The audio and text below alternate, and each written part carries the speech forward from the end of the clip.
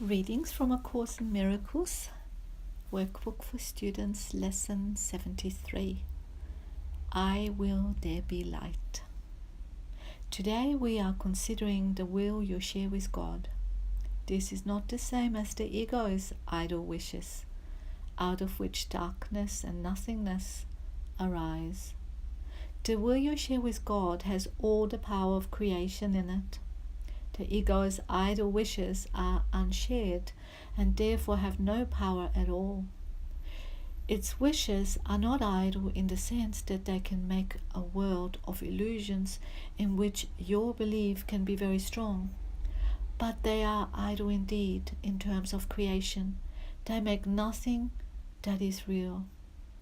Idle wishes and grievances are partners or co-makers in picturing the world you see.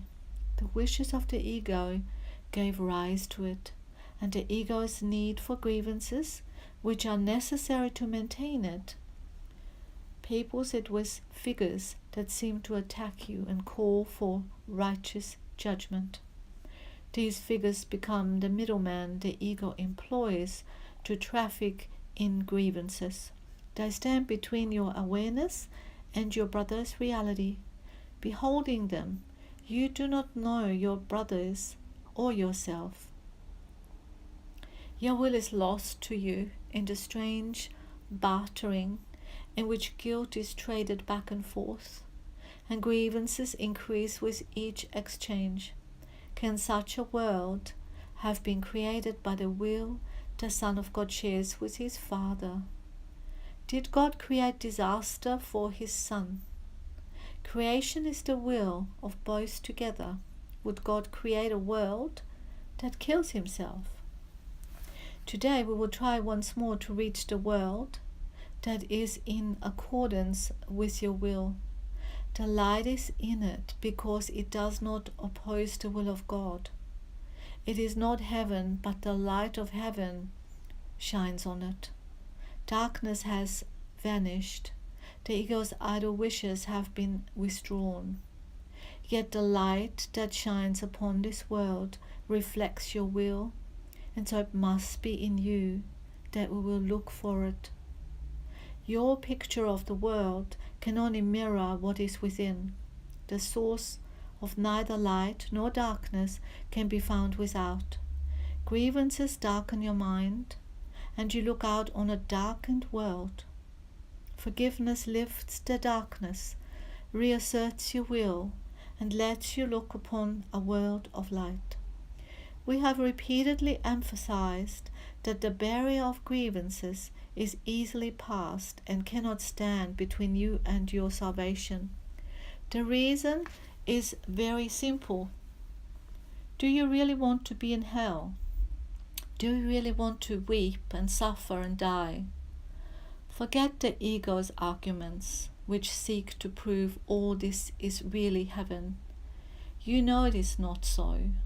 You cannot want this for yourself. There is a point beyond which illusions cannot go. Suffering is not happiness, and it is happiness you really want. Such is your will in truth. And so salvation is your will as well. You want to succeed in which we are trying to do today. You want to succeed in what we are trying to do today. We undertake it with your blessing and your glad accord. We will succeed today if you remember that you want salvation for yourself. You want to accept God's plan because you share in it. You have no will that can really oppose it, and you do not want it to do so. Salvation is for you. Above all else, you want the freedom to remember who you really are. Today, it is the ego that stands powerless before your will.